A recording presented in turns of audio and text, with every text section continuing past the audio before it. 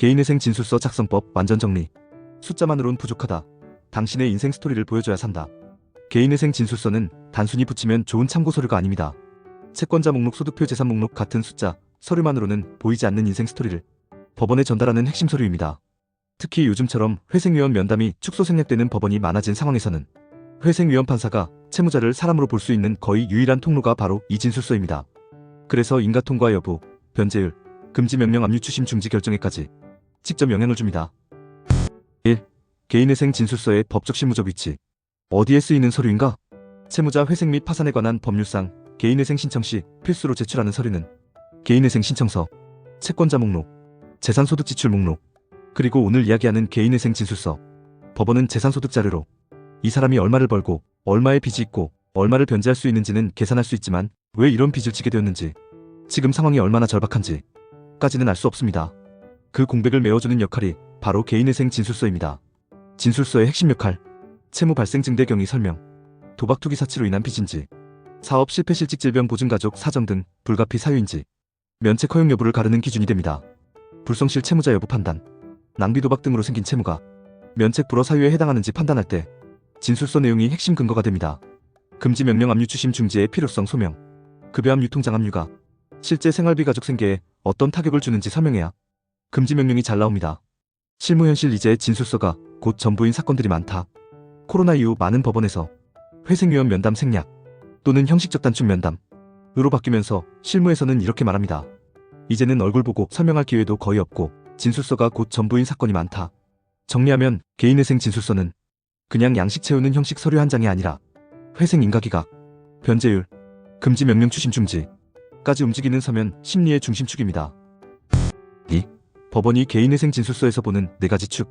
여러 회생 관련 전문가 실무기관의 가이드를 종합하면 재판부는 개인회생 진술서에서 특히 다음 4가지 축을 집중해서 봅니다. 1. 채무 발생의 출발점이 무엇인가? 법원이 알고 싶은 것. 처음 빚이 언제, 어떤 계기로 시작되었는지. 예시 원인: 사업 실패, 실직급여 삭감, 질병사고, 가족병원비, 이혼 양육비, 보이스피싱 사기 피해, 보증사고, 막연한 표현, 사업이 힘들어져서, 생활이 어려워져서는 절대 부족합니다. 반드시 포함해야 할 요소: 언제 연월, 어떤 상황에서 업종 직장 상태 가정 상황, 얼마 규모의 빚이 처음 생겼는지 대략 금액, 이 채무가 어떻게 불어났는지 단계별 흐름, 전형적인 악순환 패턴, 1차 대출 이자 막으려고 카드 현금 서비스, 2금융 4금융 고금리 연체 추심 지급 불능. 법원은 이 흐름을 시간 순서대로 따라갈 수 있는지를 봅니다. 각 단계마다 대략적인 금액, 채무 종류, 은행카드론, 캐피탈, 저축은행, 사금융 등 왜 그 대출을 선택했는지, 생활비, 임대료, 인건비, 병원비, 보증 변제 등을 적으면 단순 방탕 낭비인지 아니면 급박한 생계사업 자금이었는지가 드러납니다. 3. 빚을 줄이려고 무엇을 했는지, 변제 노력. 법원이 항상 묻는 질문: 이 사람 그래도. 대표적인 노력 요소: 생활비 절감, 통신비, 구독 서비스, 취미, 외식비 줄인 내용, 추가 아르바이트, 투잡 야근, 채무 조정 시도, 워크아웃, 신용회복위원회, 리볼빙 해지 등, 자산 매각, 가족 지인 도움 요청. 아무런 노력 없이 바로 개인회생만 찾은 것처럼 보이면 도덕적 해이 의심을 받기 쉽습니다. 4. 현재 상황의 절박함과 재기 가능성. 법원은 2가지를 함께 봅니다. 왜 지금 회생이 절실한지 절박함, 현재 소득, 직업, 고용 형태, 가족 부양, 배우자, 자녀, 부모 등, 주거 형태, 전월세, 무상거주, 고시원 등, 건강 상태, 3, 5년 변제를 버틸 수 있는지 재기 가능성, 안정적 직장 근속, 일정 기간 유지된 소득, 전직 자격증 등 향후 계획. 이 4축이 제대로 연결되면 면책을 허용해줄 가치가 있는 채무자라는 인상을 줍니다. 반대로 이 부분이 비어있으면 수치상 요건을 맞춰도 인가지연보정명령 반복이 쉽게 나옵니다. 3. 개인회생 진술서 구조 설계 추천 문단 순서. 실무에서 가장 많이 사용하는 개인회생 진술서 구조는 다음 4단계 패턴으로 정리할 수 있습니다. 채무자 소개, 현재 생활소득, 가정상황, 포함하면 좋은 내용, 이름, 나이, 학력, 직업근무 경력, 현재 근무처, 월소득 수준, 가족 구성, 배우자, 자녀, 부모 부양 여부, 주거 형태, 전세월세, 무상거주 등, 월 임대료 관리비. 여기서 너무 길게 감정서술을 할 필요는 없고 이후 채무 발생 배경이 될 요소, 가장의 부담, 부모 병간호, 자녀 교육비 등을 자연스럽게 깔아두면 좋습니다. 채무 발생 및 증대 경위 핵심 서술, 출발점, 언제 연월, 어떤 계기로, 얼마의 빚을, 무슨 용도로, 처음 졌는지 명확히, 증대 과정, 사업 계열인 경우, 창업 시기 업종, 초기 투자 규모, 매출 감소 시점, 적자 누적 과정, 운영자금 대출 증가 단계, 급여 계열인 경우, 실직 연봉 삭감, 부양 부담 증가, 육아 부모 병간호 등 생활비 부족, 카드 사용 증가, 카드론 현금 서비스, 고금리 대출. 이 흐름을 시간순 에피소드로 정리하면 설득력, 가독성을 동시에 잡을 수 있다고 회생 실무 전문가들이 조언합니다.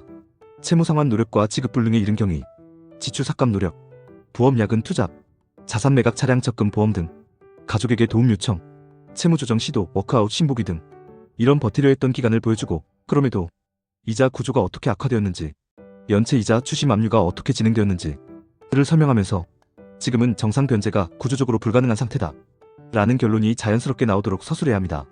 현재 생활 절박함, 향후 계획 및 가공, 반드시 포함하면 좋은 포인트, 현재 소득과 필수 지출 구조, 주거비, 사대보험, 교통, 교육, 의료비 등, 통장급여 압류, 임대료 연체, 학원비 중단, 병원 치료 포기 등 구체적인 압박 현실, 그리고 마지막에는 개인회생 절차를 통해 재개하고 싶은 의사, 변제금을 어떻게 마련할 것인지, 근속 유지, 부업 계획, 불필요 지출 삭감 등 다시는 빚을 방만하게 내지 않겠다는 다짐을 담백하게 적는 것이 좋습니다.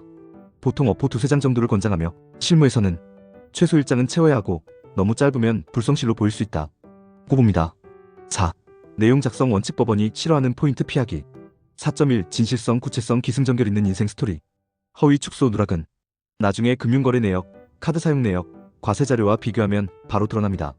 특히 도박, 투기, 코인, 주식, PEP 같은 사행성 채무는 숨겼다가 나중에 나오면 면책 불허 사유와 바로 연결될 수 있습니다. 그래서 회생 관련 전문가들은 이렇게 말합니다. 차라리 솔직하게 쓰고 그에 대한 반성절제 계획을 함께 제시하라.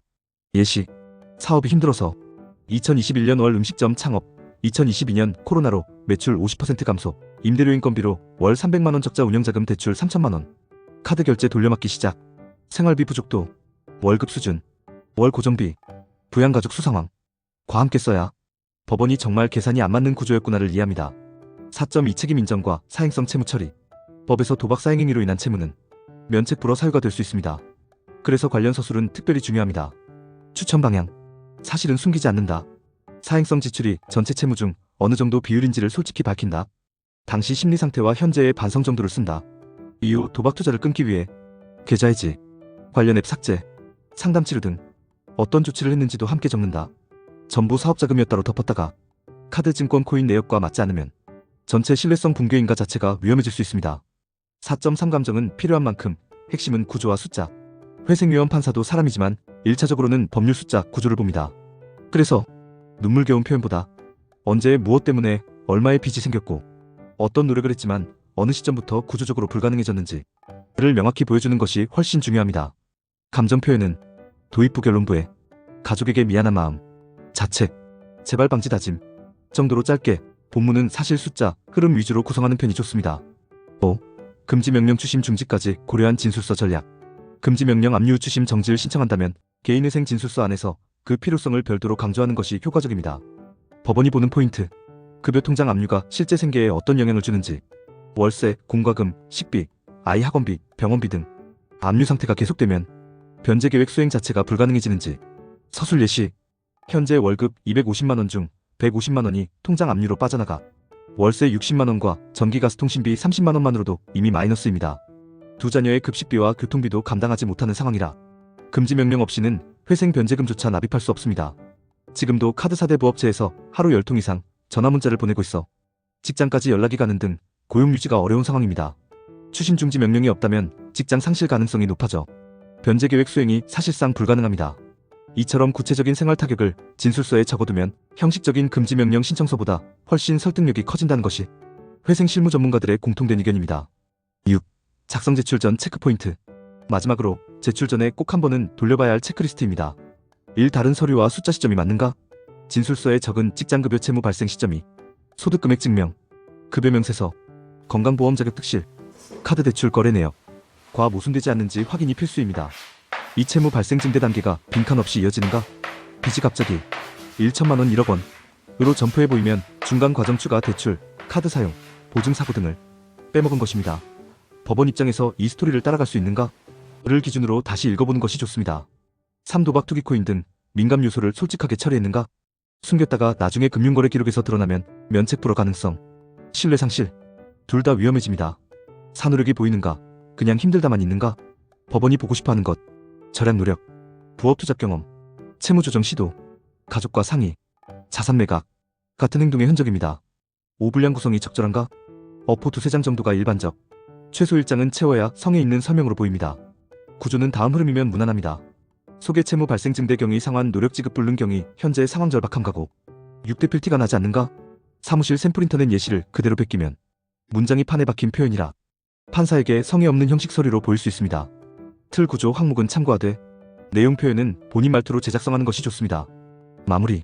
숫자만 맞는 사건이 아니라 사람이 보이는 사건으로 개인회생 진술서는 숫자만으로 보이지 않는 채무자의 인생 서사를 법원에 전달하는 설계도이자 전략 문서입니다. 잘 쓰인 진술서는 채무 발생 증대 경위를 연월 금액 계기로 구체화하고 도박과 소비도 숨기지 않되 반성절제 계획을 함께 제시하며 상환 노력과 현재의 절박함, 앞으로 3에서 5년 변제 기간을 어떻게 버틸지까지 일관된 흐름으로 묶어냅니다.